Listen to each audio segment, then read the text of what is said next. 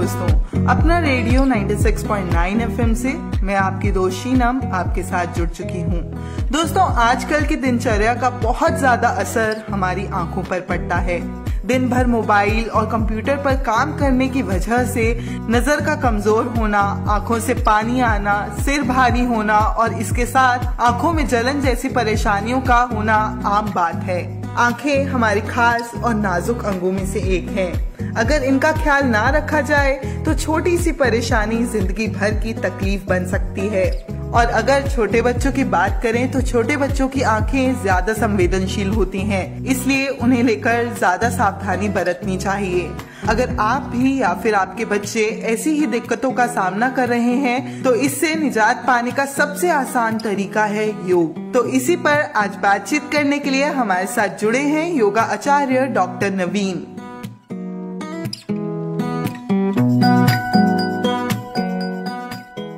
पहले तो सर, आपका हमारे शो में बहुत बहुत स्वागत है। जी मैम, बहुत बहुत धन्यवाद, शुक्रिया। आचार्य जी, आंखों से जुड़ी समस्या आजकल आम सी बात हो गई है, तो इसके पीछे के कारणों की बात करें तो वो क्या हैं?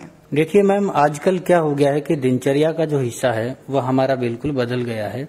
और खास करके हमारी जीवन शैली जिन्होंने हमारे पूरे बॉडी हमारे सिस्टम को ही चेंज किया है, उसी के साथ साथ हमारी आंखों के साथ होने वाले प्रॉब्लम्स को बहुत ज्यादा प्रभावित किया है। आप देखेंगे कि पहले के वक्त में जब दिनचर्या का इतना हिस्सा होता था, आंखों की कभी कभार कोई अंधपन की समस्याएं जरूर हो जाती थी, लेकिन जैसे आजकल आमतौर पर होने लग गई ये सारी समस्याएं नहीं थी। तो इसका मेन ये होगा कि मौसम का बदलाव हो जाना, अचानक से जैसे आई फ्लू वायरल हो जाना, इन्फेक्शन हो जाना, पानी आना, पलकों में सूजन आ जाना, ये टाइम पे वक्त पे ये सारा का सारा ये मौसम के बदलाव और प्रदूषण, खासकर वायरल प्रदूषण जो है, इनकी वजह से खासकर ये चीजें हो रही हैं। और इसके साथ मैं ये कहना चाहूंगा कि जैसे पहले हमारी दिनचर्या में हम सुबह वक्त में उठते समय हम आंखें भी धोते थे, तो वह सारी चीजें हमने क्या किया, वो सारी चीजें बदलाव में कर दी। हम आंखें अच्छे से नहीं धो रहे हैं, नहा रहे हैं तो फिर हम आंखों का ना हम कोई आंखों से जुड़ी हुई की चीजें क्रियाकलाप कर पा रहे हैं। और ये नहीं करने की वजह से जो है, और ये आम सी बातें हो गई हैं कि आंखें प्रभावित हो रही हैं और हमारी आंखों और हमारे हर चीज को हम जो देखते हैं, जिस खूबसूरती से जब इस पूरे जहान को हम देखना चाहते हैं, इसी की हम सुरक्षा नहीं कर पा रहे हैं। तो मुझे लगता है कि कहीं ना कहीं इसमें मौसम और हमारी दिनचर्या जो है वो महत्वपूर्ण है और अपना अहम योगदान दे रही है, जिसकी वजह से हमारी आंखों में परेशानियां हो रही हैं। नवीन जी, जैसा कि आपने कहा कि पानी से हम सुबह उठकर आंखें धोना हमने बंद कर दिया है, तो अब ऐसी भी दिक्कतें हैं कि जो पानी है वो ही स्वच्छ नहीं है। अगर हम अस्वच्छ पानी से आंखें धोएंगे तो क्या उसके भी साइड इफेक्ट्स हैं, उसके भी कुछ नेगेटिव इफेक्ट्स होते हैं? जी बिल्कुल, आपने बिल्कुल सही सवाल किया। मैं आपकी बात को बिल्कुल थोड़ा विस्तार देना चाहता हूँ।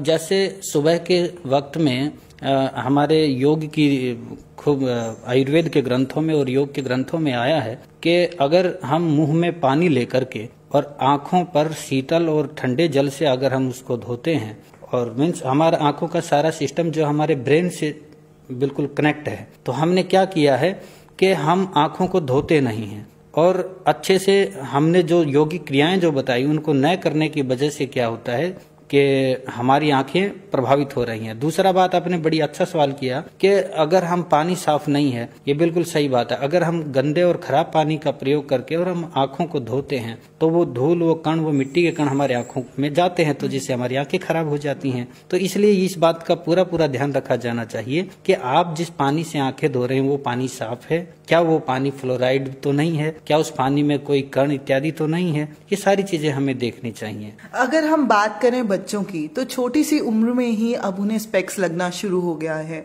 तो इस पर आपका क्या कहना है कि जो बच्चे हैं क्या वो सोशल मीडिया का या टीवी का या फोन्स का इतना इस्तेमाल कर रहे हैं, उसका कारण ये है या कुछ और कारण भी हैं?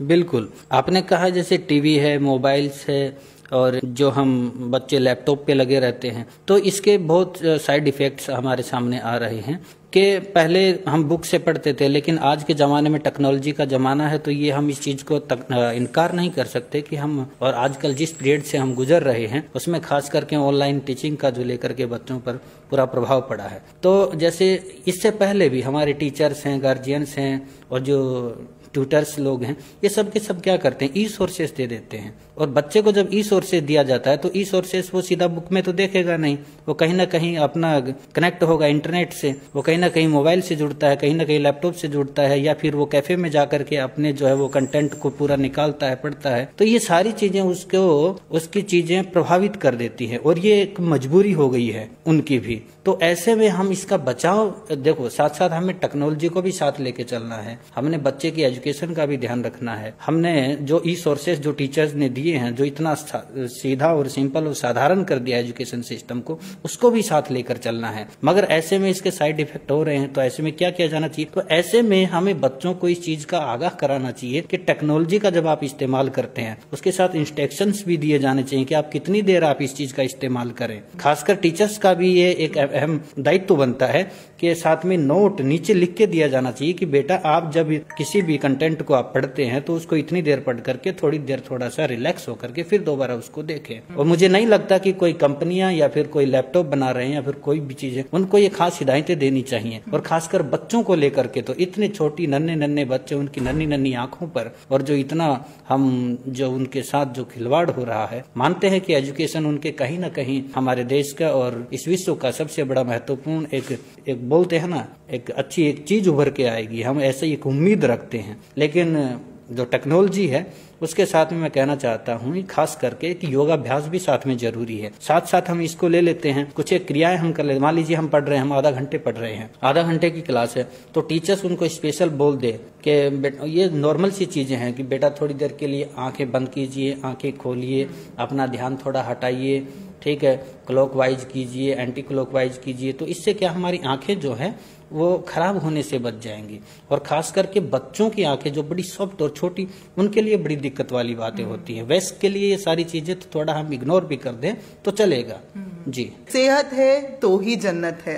अदरवाइज आप जितना मर्जी कमा लें लेकिन आपके पास सेहत नहीं होगी तो आप खुश नहीं रह पाएंगे। जी बिल्कुल सही है। शास्त्र में साफ साफ लिखा, शरीर माध्यम खलु धर्म साधनम, स्वस्थ शरीर में ही स्वस्थ मस्तिष्क का निर्माण होता है। अगर हमारा स्वास्थ्य ठीक नहीं है, अगर बच्चे का स्वास्थ्य ही ठीक नहीं है तो मस्तिष्क कैसे काम करेगा? इसलिए बोला है कि सबसे पहले हमारा स्वास्थ्य जरूरी है, पहला सुख निरोगी काया। इसलिए अगर हम आंखें ही खराब हो जाएंगी तो ये सोचने वाली बात है। हम आंखें जिसके लिए हम पढ़ लिख करके हम समाज के लिए, देश के लिए एक सेवा देने के लिए तत्पर हो रहे हैं, हमारी आंखें ही चली गई तो हम जहान को जो देना चाहते हैं वो नहीं दे पाएंगे। बिल्कुल। अच्छा नवीन जी, अगर हमारे हम खान पान की बात करें तो हमारे खान पान के तौर तरीके में भी बहुत अब अंतर आ चुका है, क्या वो चीज भी इफेक्ट करती है आंखों? जी बिल्कुल। खान पान के मामले में मैं ये कहना चाहता हूँ, खासकर देखिए इस दौरान चाहे बच्चे हों, बूढ़े हों, जवान हों, दिनचर्या इतनी बदल गई है कि कोई ऑफिस में काम करने वाला है तो उसकी मजबूरी हो जाती है, और हमारे बच्चे जैसे हैं तो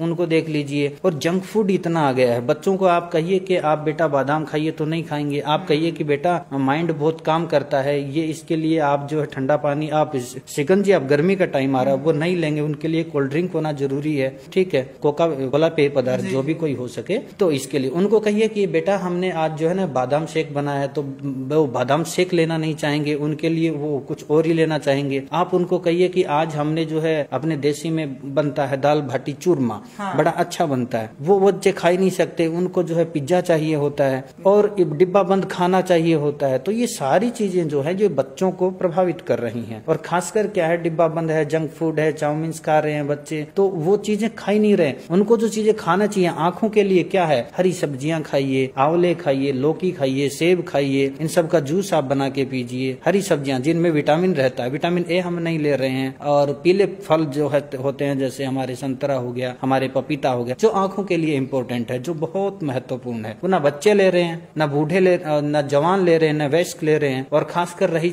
कई चीजें उनको पूरी कर देती हैं हमारी आदतें, जो बुरी आदतें आप स्कूल में देखते हैं, बच्चे तो खैर छोटे बच्चे होते हैं, वयस्कों में आप देखिए ड्रिंक करना और भी बहुत सारी चीजें, स्मोकर इतने हो गए हैं, और ये छोटे छोटे स्मोक पे बड़े बड़े नशे करने लगना, इन सब चीजों से क्या हो जाता है, हमारी आंखें जो है बहुत प्रभावित हो रही है मैम।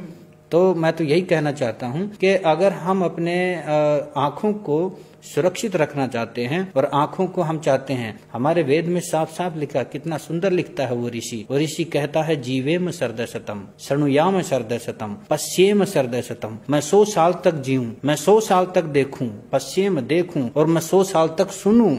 लेकिन इन सारी बातों को हमने इग्नोर कर दिया। हम 100 साल तो छोड़िए, हम तुरंत में ही जीना चाहते हैं। ये बहुत अच्छी बात है, आगे पीछे का मत सोचिए, लेकिन कम से कम जो हमारे जो शरीर के जो पार्ट जो हमें भगवान ने दिए हैं, या फिर उसे कहिए भगवान नहीं, प्रकृति या नेचर ने हमने दिया है, उस नेचर के हिसाब से उसने हमें खूबसूरती जो दी है, उस खूबसूरती को ही खूबसूरती से देखने के लिए हमें अपनी आंखों को हमेशा जिंदा रखना होगा। बिल्कुल। अच्छा आचार्य जी, अगर मैं आपसे जानूं तो पेरेंट्स का क्या रोल है कि फॉर एग्जांपल अगर वो कहीं पिकनिक पे जा रहे हैं, बाहर जा रहे हैं, तो बच्चे को फ्रूट की बजाय कोल्ड ड्रिंक लेके खरीद के दे देते हैं। इतना बिजी हो गए हैं, शाम को कहते हैं कि बच्चा है, वो उन्हें कहते जाओ बेटा मोमोज खा आओ आप जाकर, और मोमोज उनकी एक डेली लाइफ का पार्ट बन गया है, उनका फेवरेट डिश है मोमोज। तो उस चीज पर आप उन पेरेंट्स को क्या कहना चाहेंगे, क्या हिदायत आप उन पेरेंट्स को देना चाहेंगे? बिल्कुल आपने सही कहा। मैं ऐसे उन माता पिता, उन पेरेंट्स के लिए मैं एक हिदायत और ये निवेदन ही करूंगा कि देखो, इतना जरूर करिए अपने बच्चों के लिए कि आपने अपने जमाने में जो चीजें खाई हैं वो चीजें उनको खिला सकें। आप ये ना सोचिए कि आप खुद महसूस करिए कि जो जहर कभी आपने कभी नहीं खाया, आप अपने उन बच्चों को अपने ही हाथों से क्यों खिला रहे हैं। मेरा कहने का मतलब है ये स्वीट पॉइजन है, इतना भयंकर है, खतरनाक है। अब मैं आपको, छोटे छोटे बच्चे हैं, वो बाहर अगर गए हैं, कहीं शॉपिंग करने गए हैं, मम्मी पापा के साथ है, अगर वो चले भी गए तो उनको दिखता है कि मुझे भूख लगी है, तो डिब्बा बंद और पैकिंग वाले खाने को लेकर वो अट्रैक्ट होते हैं उसकी तरफ। ठीक है, तो माँ बाप को मैं हिदायत और ये रिक्वेस्ट करना चाहता हूँ कि घर में कुछ ऐसी चीजें बनाएं, जैसे हमारे ड्राई फ्रूट हो गए, कुछ हमारे जो घरेलू जो है अंकुरित दाने हो गए, दालें हो गई, इन चीजों को घर में तैयार करके लेके आइए। और एक ऐसा पैक्ड पदार्थ, पैकिंग जो आप बाजार से कभी, जैसे बच्चे को पता है कि ये जो, मैं नाम नहीं लेना चाहता, कि ये वही चीज खाना पसंद करता है, तो उसी की एक पैकिंग लेके आए और उसी में डाल के चुपके से लेके जाएं और उनके ये कहें कि अच्छा बेटा ये खाना, अरे नहीं नहीं बेटा ये तो ऑलरेडी हमारे पास में है। तो बच्चे का जब हम उनको ये बताएंगे कि ये चीज उसमें ऑलरेडी ये चीज थी, तो बच्चे फिर क्या है, उनको वही अच्छा लगने लगा। बात ये है कि हमने उनकी सोच को और हमने उनके जो है उनकी साइकोलॉजी को समझना है और उसी अकॉर्डिंग उन बच्चों को जो है उसी तरीके से तैयार करना है। रही बात बच्चों के जैसे खाने पीने के लिए, उनको है ना प्रैक्टिकल दिखाइए। मैं ये नहीं कहता, किसी कंपनी के बारे में नहीं कहूंगा कि कौन सा है, एक ऐसा जो पदार्थ जो है कोल्ड ड्रिंक या ऐसा जो बाहर बाजार में बिकते हैं, उनको लेके आइए, उनको प्रैक्टिकल करके दिखाइए, उनको वॉशरूम में लेके जाइए, उनको कहिए कि बेटा देखो इसमें कितना खतरनाक एसिड है और हम इससे साफ कर रहे हैं इससे। आप सोचिए अगर ये हमारे पेट, हमारे अंदर जाता है तो ये कितना खतरनाक है। मैं गारंटी से कहता हूँ आदरणीय मैडम कि वो जरूर वो बच्चे वो सीख जाएंगे और वो खुद ही नहीं, अपने आसपास के सभी दोस्तों को भी बताएंगे कि हमने घर पे ऐसा करके देखा था, देखो आप भी करके देखना, ये चीज बहुत गलत है। तो घर में वो जरूर है, ये अप्लाई करेंगे तो इन चीजों से हट जाएंगे और उनके लिए एक अच्छा ऑप्शन हो सकता है, बादाम शेक हो सकता है, बनाना शेक हो सकता है, पपेया हो सकता है, बहुत सी चीजें हैं मैम जो खाने के लिए और जो हमारे शरीर के लिए। आज हम बिल्कुल हट गए हैं, लोग हमारे इंडियन कल्चर की तरफ लेके आ रहे हैं और हम उसको पीछे छोड़कर हम न जाने कहाँ जा रहे हैं। यानी हमें उनकी साइकोलॉजी से खेलना होगा, उनको उन्हीं के तरीके से समझाना होगा और प्रैक्टिकल सॉल्यूशन देने होंगे, क्योंकि जो बच्चा है वो अपने माँ बाप से ही सीखता है, जो उसके सराउंडिंग में है उसी से सीखता है। अगर हम उसी के तरीके से उसे खिलौने के तरीके में उसे सिखाएंगे तो वो ज्यादा जल्दी सीखेगा, अट्रैक्ट होगा और समझेगा भी। अच्छा आचार्य जी, अगर हम योगा आसन्स की और प्राणायाम की बात करें तो वो क्या क्या है, अगर आप हमें विस्तार में बताएं तो इस समस्या से निजात दिलाने के लिए। देखिए, आंखों की समस्या के लिए ना सबसे महत्वपूर्ण हो जाता है, जैसे हम सबसे पहले हम चर्चा कर रहे थे कि प्रदूषण के बारे में क्या है, उसके बाद हम चर्चा कर रहे थे कि माता पिता का क्या इसमें योगदान हो सकता है, और इन सारी चीजों के साथ में अकेले इन सब से ही नहीं, मेन बिंदु जिस पर आकर के हम यहाँ पर आकर के अपनी बात कहना चाहें कि प्राणायाम और योग और आसन इसमें क्या भूमिका निभाते हैं। देखिए, बड़ा तार्किक सी बात है। एक प्राणायाम का नाम मैं लेता हूँ जिसका नाम है कपालभाति। कपालभाति प्राणायाम जो है, कपाल का मतलब होता है हमारा ब्रेन, हमारा मस्तिष्क, हेड। भाति, भाति मतलब चमकाने वाला, भाति, ये संस्कृत के शब्द हैं जो इसको जो है परिभाषित करते हैं। तो कपाल को चमकाने वाले हमारा ईएनटी का जो सारा का सारा सिस्टम है वो सारा हमारे यहाँ का है और ये सारा कपाल से जुड़ा हुआ है। तो कपाल भाती प्राणायाम इसके लिए इम्पोर्टेंट हो जाता है। अगर हम इसको, आंखों का सारा संबंध हमारे माइंड से है, तो हम अगर इसे करते हैं तो कपाल भाती प्राणायाम अगर हम करें तो कपाल भाती प्राणायाम आंखों के लिए रामबाण है। कपाल भाती प्राणायाम के लिए आप किसी साथ के अपने कोई योगा शिक्षक या फिर किसी ट्रेनर के द्वारा आप सीख सकते हैं। इसके साथ में हम प्राणायाम में अनुलोम विलोम प्राणायाम के साथ में जो है आप जो है साथ में भ्रामरी प्राणायाम, और भ्रामरी प्राणायाम के साथ आप जो है एक प्राणायाम, और इसके साथ में भस्त्रिका प्राणायाम जो है, और ये रेगुलर अगर आप इसे करते हैं, पहले शुरुआत में आप जो 4 मिनट, 2 मिनट, 3 मिनट, 4 मिनट यहाँ तक लेके जाते हैं, और इसको जबरन नहीं करना है, जितनी आपकी कैपेसिटी है उसी हिसाब से क्षमता के अनुसार आपने करना है। तो इसमें कपाल भाती हमने बताया, कपाल भाती के साथ में अनुलोम विलोम, और अनुलोम विलोम के साथ में भस्त्रिका प्राणायाम, और ये प्राणायाम हमारी आंखों के लिए बहुत अच्छे प्राणायाम है और हमारी आंखों को इतना आप आजमा कर देखिए। और मैं तो कहता हूं कि बच्चों को अभी जैसे एग्जाम आ रहे हैं, तो एग्जाम अगर आ रहे हैं तो इस दौरान बच्चों को जरूर ये करने चाहिए, क्योंकि बच्चों पे स्ट्रेस बढ़ा जा रहा है, मदर्स का, फादर्स का, टीचर्स का, मार्क्स अच्छे आने चाहिए, ये सारी चीजें। तो उसके लिए कपाल भाती प्राणायाम, भस्त्रिका प्राणायाम, अनुलोम विलोम प्राणायाम, इन प्राणायामों का 3-3, 4-4 मिनट करते हुए करीब 5 मिनट, 7 मिनट का ये अभ्यास कर दें और धीरे धीरे इसको जो बढ़ाते रहें। एक तो ये मैंने आपको बताया है प्राणायाम का हिस्सा। आसन में क्या है, हमारी आसन में सबसे अच्छे, ये मैं आपको प्राणायाम बता रहा था, आसन में क्या है, आसन में पोस्चर आपको देना है एक तो सर्वांग आसन इतना अच्छा आसन है। देखिए, मैं तो इससे पहले ये कहना चाहता था कि शीर्षासन कीजिए, तो शीर्षासन के लिए तो हर बच्चा तो नहीं कर पाएगा क्योंकि प्रैक्टिस नहीं कर पा रहा है। अगर कोई योगा टीचर है तो करा देगा, लेकिन इसके साथ अगर शीर्षासन करें तो सबसे अच्छा है हमारी आंखों के लिए, क्योंकि हमारा बताया गया है कि ब्लड सर्कुलेट जो है वो सारी चीजें बहुत विस्तार से हो जाएंगी। तो शीर्षासन जरूरी है। अगर आप शीर्षासन नहीं कर पाते हैं तो सर्वांगासन जरूर करें, ये बहुत सरल भी हो जाता है और छोटे बच्चे बड़े बड़े हंस के करते हैं इस आसन को। और आसनों के बारे में आप तो और भी आसन कर लेंगे, उसके साथ में इन्हें आप बहुत सी सूक्ष्म क्रियाएं करवाएं। और जैसे मैं आपको बता रहा, आंखों की जो है अभ्यास कराएं, प्रैक्टिस, जैसे उन्हें कहें कि अप डाउन, ये वाली लेफ्ट राइट, फिर क्लॉक, फिर एंटी क्लॉक, इस तरीके की एक्सरसाइज अगर हम बच्चों को कराते हैं आंखों के लिए, चाहे वो बड़े हों, वयस्क हों, बूढ़े हों, इस सभी के लिए महत्वपूर्ण है। तो ये कहना चाहता हूं कि योग, प्राणायाम और हमने बताया साथ में, इसके साथ में बड़ी अच्छी चीजें, जब आप ये योगाभ्यास कर लें तो उसके साथ में लौकी का जूस जरूर लें, लौकी का जूस लें।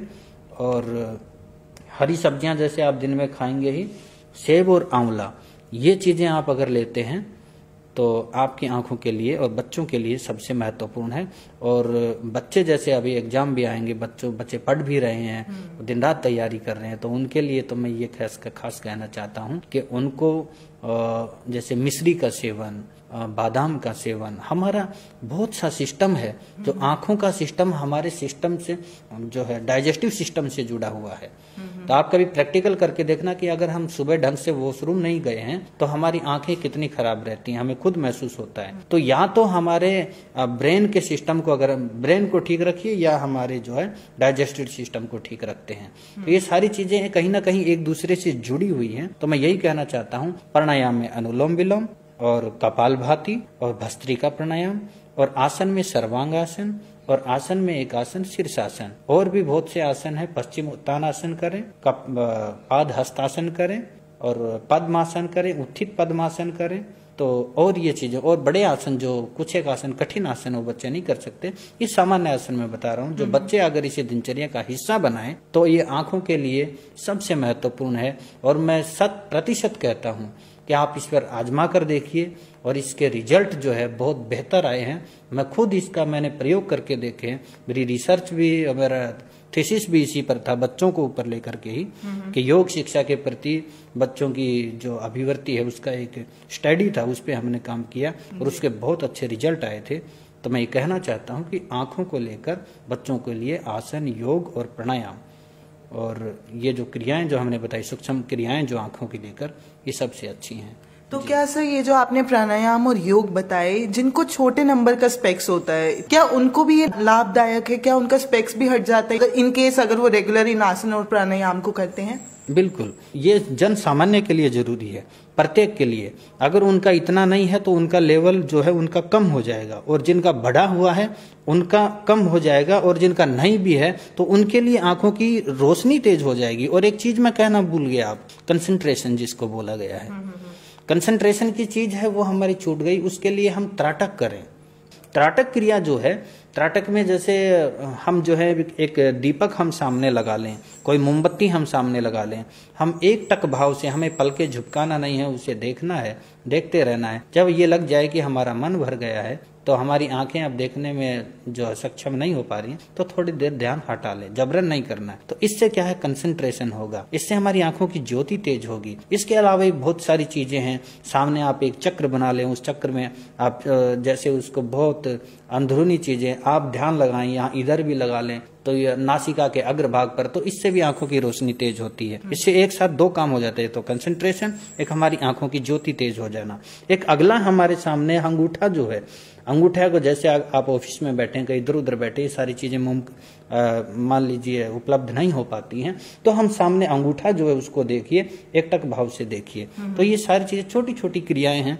और आपने जो बात कही कि चश्मा जो है, जिन को नंबर जिनके कम है उनके लिए बहुत लाभप्रद है। जिनके लिए नहीं लगा है उनके लिए भी है, और जिनको ये दिक्कतें हैं उनके लिए भी है, और जिनको है भी नहीं उनके लिए रामबाण है कि जिंदगी में कभी, ये लिख के मैं दे सकता हूँ, गारंटी है कि उनको कभी चश्मा नहीं लगाना पड़ेगा, अगर कुदरत ने उनको सामान्य रूप से, सही तरीके से, पैदाइशी रूप से उन्हें खूबसूरत आंखें दी हैं और अच्छी आंखें दी हैं। तो और आचार्य जी ने हमें साथ साथ एक और उपाय दे दिया है कि अगर आप ऑफिस में बैठे हैं, आप लैपटॉप पे काम कर रहे हैं, तो त्राटक लगाकर और ऐसी छोटी छोटी जो इन्होंने हमें अभ्यास के बारे में बताया, उन सबको कर कर हम अपनी आंखों को बचा सकते हैं और आंखों की रोशनी भी तेज कर सकते हैं। तो आचार्य जी, जाने से पहले एक लास्ट मैसेज जो आप हमारे लिसनर्स को देना चाहेंगे। जी, मैं तो ये कहना चाहता हूँ आदरणीय मैम, के सबसे जुड़ी हुई चीजें हमारे नैसर्गिक जीवन से जुड़े रहिए, प्रकृति से जुड़े रहिए, और जिसने हमें पैदा किया है, इस प्रकृति ने, इस नेचर ने, उसी के साथ रहें। और थोड़ा सा जो है आंखों के लिए बस इतना भर कर लें कि इन आंखों से ही सब कुछ है। ठीक है, देखो सूरदास जी की आप जीवनी पढ़ते हैं तो उनका देख लीजिए।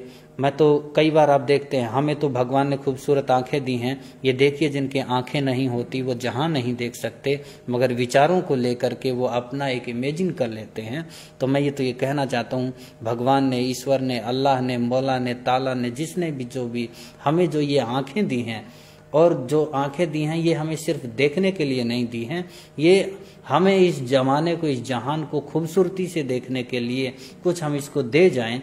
तो हमें यही है कि हम प्रकृति के नज़दीक रहें और जो प्रकृति के साथ जुड़े रहें, हम प्रकृति के साथ खिलवाड़ नहीं करें, और नित्य प्रति आँखों को जिंदा ही नहीं, अपने शरीर को स्वस्थ, मन को, मस्तिष्क को, अपने आत्मा को, अगर पूरे शरीर को संपूर्ण रूप से हमने अपने आप को स्वस्थ रखना है तो प्रकृति के नज़दीक रहना होगा, योगाभ्यास करना होगा, और नित्य प्रति हमें अपने ऊपर बहुत, सबसे बड़ी महत्वपूर्ण, मैं अध्यात्म की बात नहीं करूंगा, मैं कहूंगा कि आपको जो है मौलिक होना पड़ेगा। बहुत बहुत शुक्रिया नवीन जी हमारे साथ जुड़ने के लिए और हमारे लिसनर्स को इतनी लाभदायक जानकारी देने के लिए बहुत बहुत शुक्रिया। जी, बहुत बहुत शुक्रिया, आपने हमें, मुझे आपके चैनल पर बुलाने का इतना बड़ा मुझे मौका दिया, इसके लिए मैं हृदय से आपका आभार करता हूँ। बहुत बहुत शुक्रिया, बहुत बहुत धन्यवाद। सेहत है तो जहान है, सेहत नहीं तो कुछ नहीं।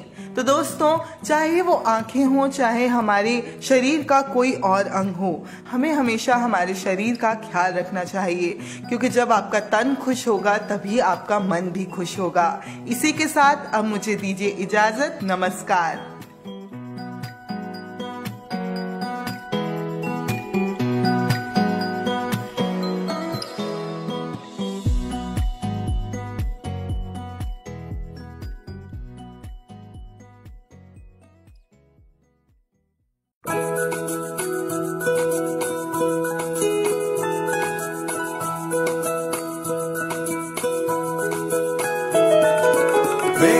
ख्वाहिशें मेरे अरमान, मेरा बस यही सपना, जिंदगी में हर कोई समझे हम सफर मुझे अपना, अपना बस अपना।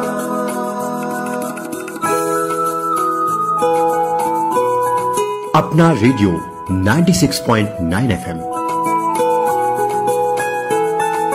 अपना बस अपना।